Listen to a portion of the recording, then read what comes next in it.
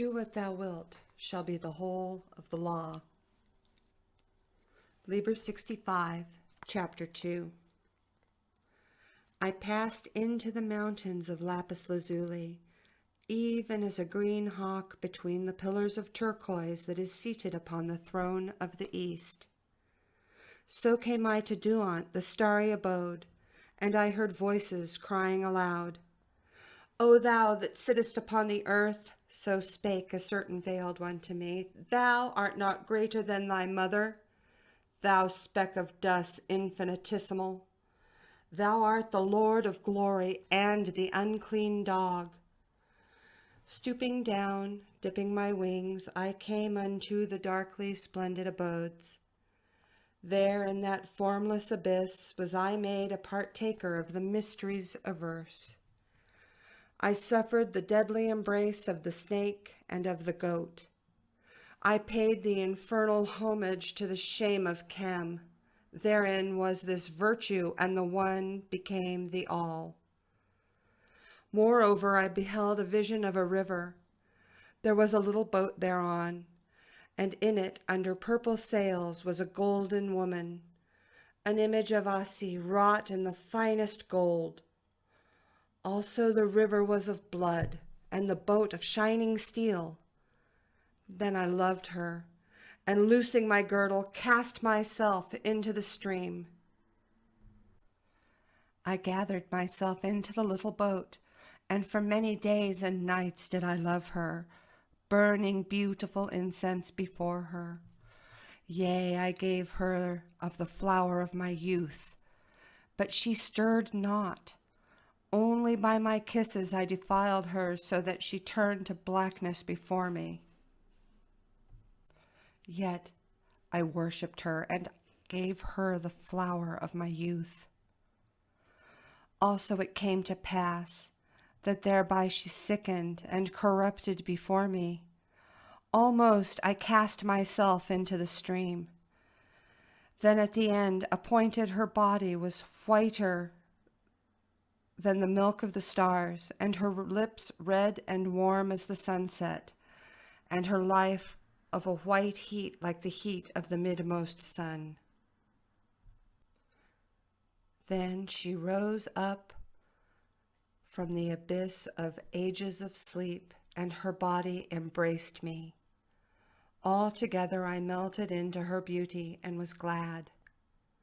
The river also became the river of Amrit, and the little boat was the chariot of the flesh, and the sails thereof the blood of the heart that beareth me, that beareth me. O serpent woman of the stars, I, even I, have fashioned thee from a pale image of fine gold. Also the Holy One came upon me, and I beheld a white swan floating in the blue. Between its wings I sit, and the aeons fled away. Then the swan flew and dived and soared, yet know whither we went. A little crazy boy that rode with me spake unto the swan and said, Who art thou that dost float and fly and dive and soar in the inane? Behold, these many aeons have passed. Whence camest thou? Whither wilt thou go? And laughing, I chid him, saying, No whence, no whither. The swan, being silent, he answered, Then, if with no goal, why this eternal journey? And I laid my head against the head of the swan and laughed, saying, Is there not joy ineffable in this aimless winging? Is there not weariness and impatience for those who would attain some goal? And the swan was ever silent. But we floated in the infinite abyss. Joy, joy! White swan, bear thou ever me up between thy wings. O silence! O rapture, O end of things visible and invisible, This is all mine, who am not. Radiant God, let me fashion an image of gems and gold for thee, that the people may cast it down and trample it to dust, that thy glory may be seen of them. Nor shall it be spoken in the markets that I am come who should come, but thy coming shall be the one word. Thou shalt manifest thyself in the unmanifest. In the secret places men shall meet with thee, and thou shalt overcome them. I saw a pale, sad boy that lay upon the marble in the sunlight and wept. By his side was the forgotten lute. But he wept. Then came an eagle from the abyss of glory and overshadowed him. So black was the shadow that he was no more visible. But I heard the lute lively discoursing through the still blue air. Ah, messenger of the beloved one, let thy shadow be over me. Thy name is death, it may be, or shame, or love. So thou bringest me tidings of the beloved one. I shall not ask thy name.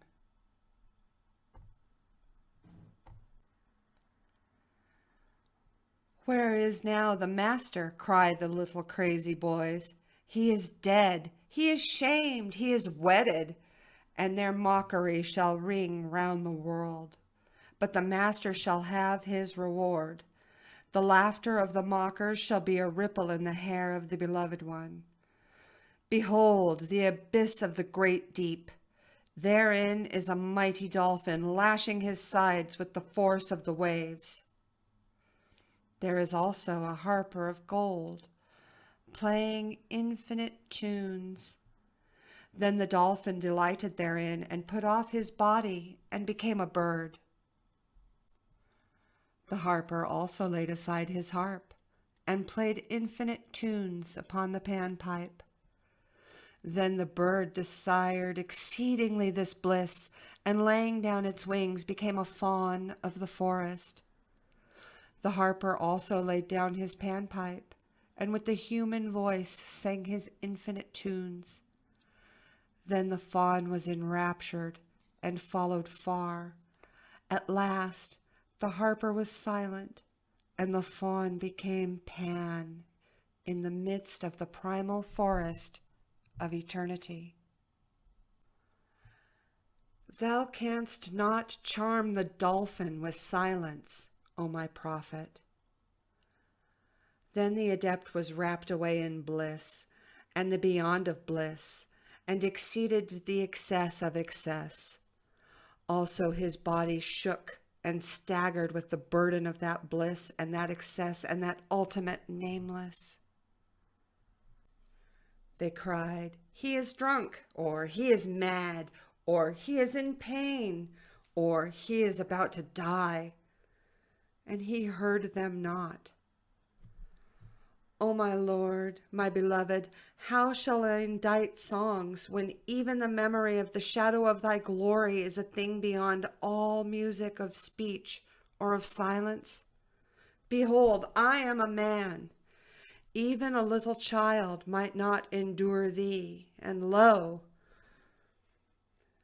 I was alone in a great park, and by a certain hillock was a ring of deep enameled grass, where green-clad ones most beautiful played.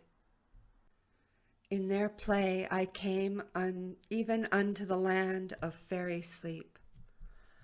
All my thoughts were clad in green, most beautiful were they. All night they danced and sang, but thou art the morning, O my darling, my serpent that twinest thee about this heart. I am the heart, and thou the serpent. Wind thy coils closer about me, so that no light nor bliss may penetrate. Crush out the blood of me as a grape upon the tongue of a white Doric girl that languishes with her lover in the moonlight. Then let the end awake. Long hast thou slept, O great God, Terminus. Long ages hast thou waited at the end of the city and the roads thereof. Awake thou, wait no more. Nay, Lord, but I am come to thee. It is I that wait at last. The prophet cried against the mountain, Come thou hither, that I may speak with thee. The mountain stirred not. Therefore went the prophet unto the mountain and spake to it. But the feet of the prophet were weary, and the mountain heard not his voice. But I have called unto thee, and I have journeyed unto thee, and it availeth me not. I waited patiently, and thou wast with me from the beginning. This now I know, O my beloved, and we are stretched at our ease among the vines. But these thy prophets, they must cry aloud and scourge themselves. They must cross trackless wastes and unfathomed oceans to await these the end, not the beginning. Let darkness cover up the writing. Let the scribe depart among his ways. But thou and I are stretched at our ease among the vines. What is he? O thou beloved one, is there not an end? Nay, but there is an end. Awake, arise, gird up thy limbs, O thou runner. Bear thou the word unto the mighty cities, yea, unto the mighty cities. Love is the law. Love under will.